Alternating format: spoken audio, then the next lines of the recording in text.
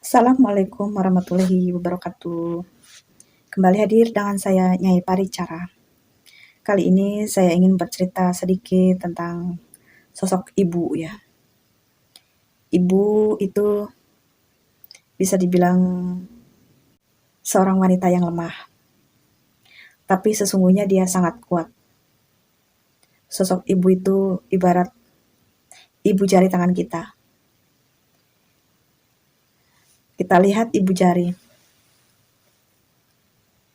Dengan satu ibu jari bisa menggenggam keempat jari kita. Dan 4 jari kita itu adalah anak-anak kita. Seorang ibu itu bisa dibilang pelayan. Dia melayani apa saja kemauan anak-anaknya, keinginan anak-anaknya, tapi dia juga seorang perawat, seorang dokter. Dia tahu keluarganya itu kalau ada yang sakit, sakit apa dan apa obatnya itu tahu. Dan seorang ibu lah yang selalu lebih dulu menjadi dokter yang pertama kali menjamah anak-anaknya yang sakit, yang pertama kali melakukan perawatan.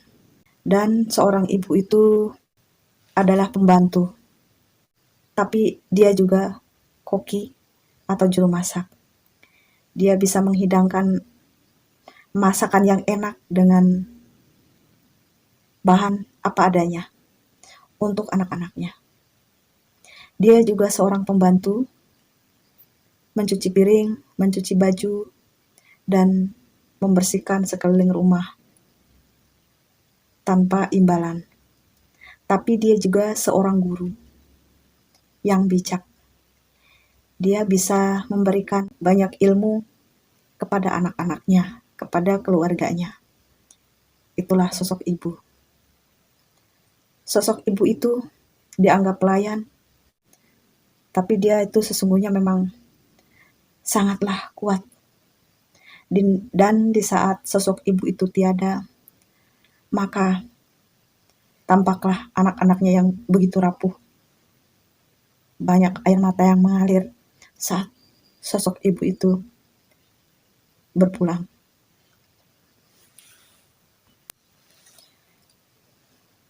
Sosok ibu itu terkadang tampak galak dan cerewet.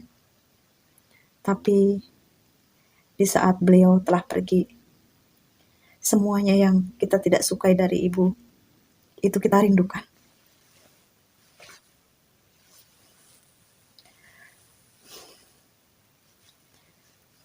Cerewetnya, omelannya yang tiap hari terdengar oleh telinga kita. Semuanya itu seperti lagu yang indah saat beliau sudah tiada. Seperti halnya ibu saya.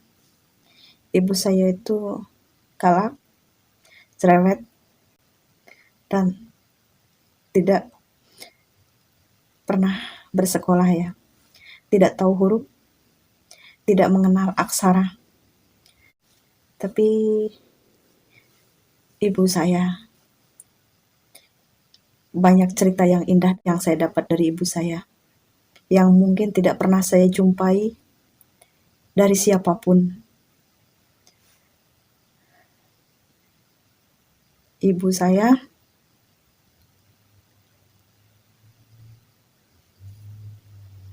mungkin orang yang galak,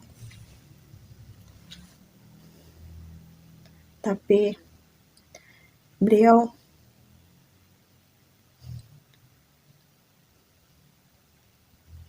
selalu bilang kenyang di saat ada makanan sedikit dan hanya bisa dibagikan untuk anak-anaknya.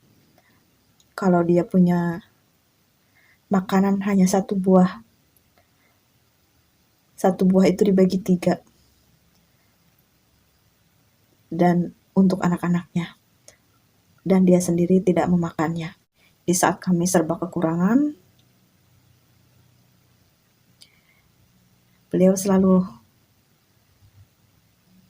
berusaha untuk membuat anaknya kenyang dengan berbagai cara. Kalaupun makan beras itu kurang ya, makan nasi itu kurang, maka nasinya itu bisa dicampur dengan pisang lagi masih muda itu dicincang kecil-kecil, dicampurin ke nasi supaya kenyang. Kadang singkong, kadang apa saja yang bisa dicampurkan dengan nasi. Dan lauknya hanya ikan asin saja kalau ada, kadang-kadang hanya sambal aja karena memang ya kami kekurangan. Itu dahulu. Dan kalau makan mie itu satu dibagi 3, intinya bagi beliau, satu makan semuanya harus makan. Jadi tidak ada yang namanya kenyang salah satu. Itulah sosok ibu saya di samping kegalakannya ya. Beliau berprinsip kalau satu tak makan semuanya harus nggak makan. Kalau satu makan semuanya harus makan. Jadi tidak ada kata makanan itu disembunyikan. Terus untuk yang lain, ibu saya dibilang cerewet. Tapi di saat siang hari, ibu saya itu selalu mengajak kami untuk tiduran gitu. Dan selalu bercerita tentang apa saja. Baik itu tentang masa kecilnya, masa-masa dia punya cerita tentang apa itu diceritain.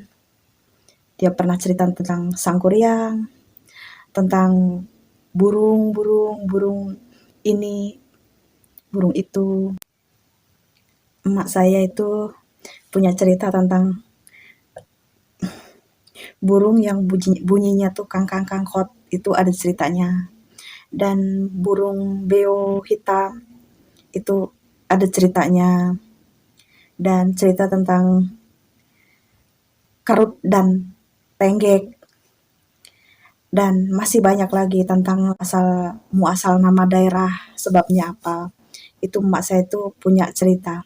Dan saya sendiri tidak tahu dari mana beliau punya cerita, karena beliau itu buta huruf dan bisa dibilang katro. Tapi itu sangat istimewa bagi saya ya, untuk ibu saya yang punya banyak cerita. Saya sendiri tidak pernah menjumpai untuk cerita-cerita yang legenda-legenda, cerita dongeng-dongeng begitu dari yang lain. Ya kadang-kadang saya jumpai di buku-buku bahasa Indonesia waktu masih kecil. Dan saya itu kalau lagi kerja di kebun bareng begitu, ntar menjumpai apa begitu, mak saya itu tahu ada ceritanya. Bahkan tentang bintang, jika bintang ini di posisinya di sini, itu artinya akan datang hujan. Jika bintang itu posisinya di sebelah sana, itu akan ada angin agak kencang. Dan jika posisi bintang berada di mana begitu, akan ada petir begitu. Dan saya sendiri tidak tahu itu dapat dari mana ilmu-ilmu begitu. Dan itu memang bisa dibilang tuh benar gitu, jika emak tuh melihat bintang di sini, maka emak akan bilang begini, dan benar terjadi. Kadang-kadang nggak masuk akal gitu ya untuk saya, tapi mungkin memang ada ilmu bintang kan. Bintang itu sebagai petunjuk. Dan emak saya itu pemberani, tidak takut gelapnya malam. Di hutan sendirian itu nggak takut menghadapi hewan-hewan. Ya pernah gitu menghadapi hewan buas, tapi memang tidak langsung berhadapan sih. Hanya seorang diri di tengah hutan, di atas gubuk, dan di bawahnya itu harimau. Di bawah gubuk itu harimau. Itu emak saya ya mungkin agak sedikit gemeter gitu aja. Tapi untuk besoknya itu mama nggak kapok, tetap berada di kebun. Apalagi kalau hanya sekedar menghadapi babi hutan atau yang lainnya, itu bagi dia ya cuman hewan lewat. Dan saya tuh sering mendengar kata-kata pepatah dari ibu saya. Dan tentang arti kata gitu. Kalau ini artinya apa, kata ini artinya apa. Bahasa halusnya Sunda yang bunyinya begini itu artinya apa, itu ibu saya tahu. Padahal ya itu tadi, tidak sekolah, tidak punya ilmu, dan menghitung uang, menghitung apa saja itu seling lebih benar daripada saya yang bisa dibilang tahu hitung gitu. Tapi ibu saya itu lebih pintar.